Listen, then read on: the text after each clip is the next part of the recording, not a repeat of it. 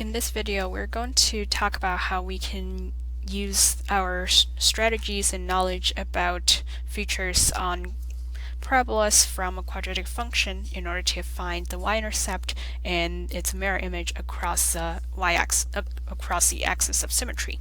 And this is important for us to kind of understand how to do by hand so that we can apply the prior knowledge we had about how to understand the intercept and how to find the axis of symmetry, but also this helps us find important points that would be helpful for us to graph the parabola eventually completely by hand.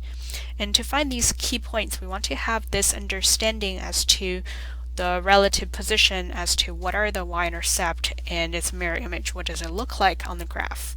So let's say if we have a point, let's call this a y-intercept, for example, and we also have the axis of symmetry.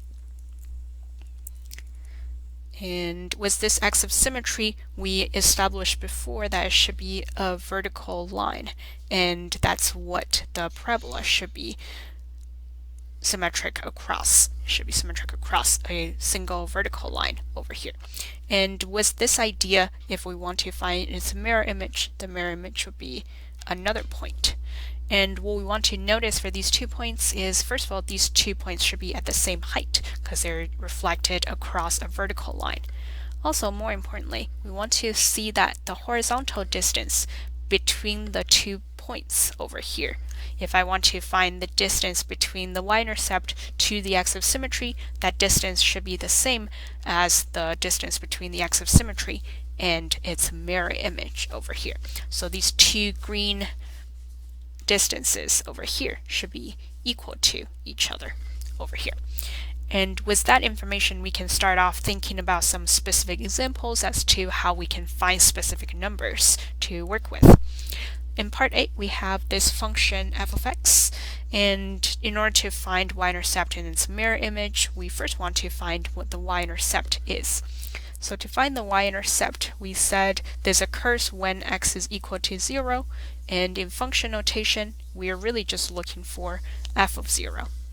And as we plug 0 into each term, you'll notice any term that contains an input variable x, that'll turn into a 0. Because 0 squared becomes 0, 7 times 0 again is 0. So the only thing that's left will be the constant term, which is 10. And that's always going to happen. Just like in linear equations or linear expressions, if we plug 0 into the entire expression, we'll only be left with the y-coordinate of the y-intercept. There's a very similar idea. The only thing we would be left with is a constant term. So that tells me the y-intercept is going to be 0, 10, and that's just to answer the first part of the question. Then, more importantly, we want to find what is this axis of symmetry that we're working with. To find the axis of symmetry, we said this is a line that goes through the vertex, and we have the formula for the x-coordinate of the vertex, and therefore the formula for axis of symmetry. So to find the axis of symmetry, we want to go ahead and use the formula x equals negative b over 2a. And to find that, b is the coefficient in front of the linear term because we identified the coefficients for the 3 terms to be a, b, and c respectively. So b here would be 7 and 2a, so 2 times a. A here, because we don't have a number in front of x squared, it's technically 1, so we just put a 1. And we would have negative 7 over 2 being the axis of symmetry, the x value of that. And therefore, if I want to label the line, the vertical line here, this is x equals negative 7 over 2. And the y-intercept here is 0, 10. So notice the x-coordinate for y value is actually larger than the x value for x of symmetry. Because of that, I want to put 0, 10 to the right of the x of symmetry, just as how we would graph the whole thing on a coordinate plane. And with that information, we can see pretty quickly that between the horizontal distance between the y-intercept and the axis of symmetry is going to be 7 over 2 units. Because we're just focusing on the distance, it would be okay if you want to just take the absolute value and always keep the distance as a positive value. And similarly, that other side, because we have equal distance, would always have the distance being 7/2 as well. And in order to find that point to the left, we want to essentially keep going another 7/2 units to the left from our axis of symmetry. And to find that point, we're really coming from negative 7/2, which is the equation for axis of symmetry, minus another 7/2. We subtract because we're going further to the left. And as we calculate it, we'll get -7 as a result. Therefore, this point is going to have the x-coordinate being -7 and y-coordinate being 10.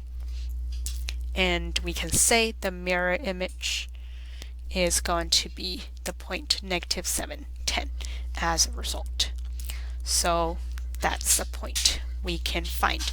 And now just through this process we can find two key points when we want to graph things by hand. If this makes sense, we can try a similar problem next. In part B, we have a function g of x. To get us started, we can do the same thing to find the y-intercept first. So to get the y-intercept, we can go ahead and just say we're just looking for g of 0, which gives us a y-coordinate of y-intercept. For g of 0, for the same argument, all the variable terms will turn into 0 once you plug 0 in.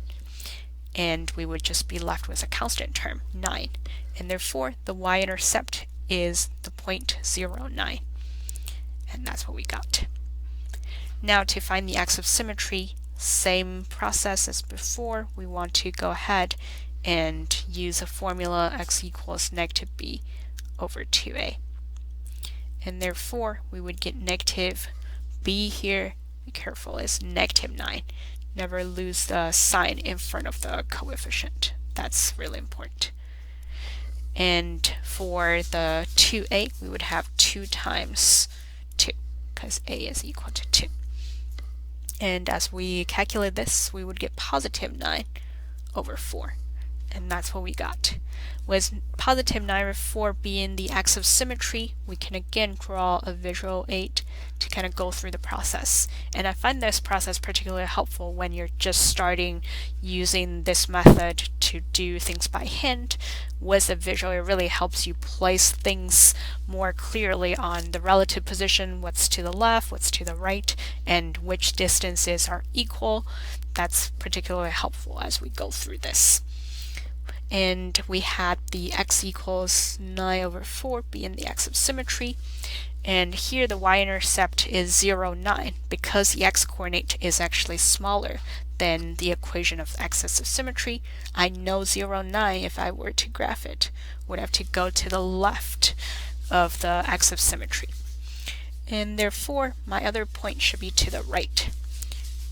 Same idea as before, that horizontal distance is a difference in the x values, so we have 9 over 4. It works out very nicely because the x-coordinate for y-intercept is just 0.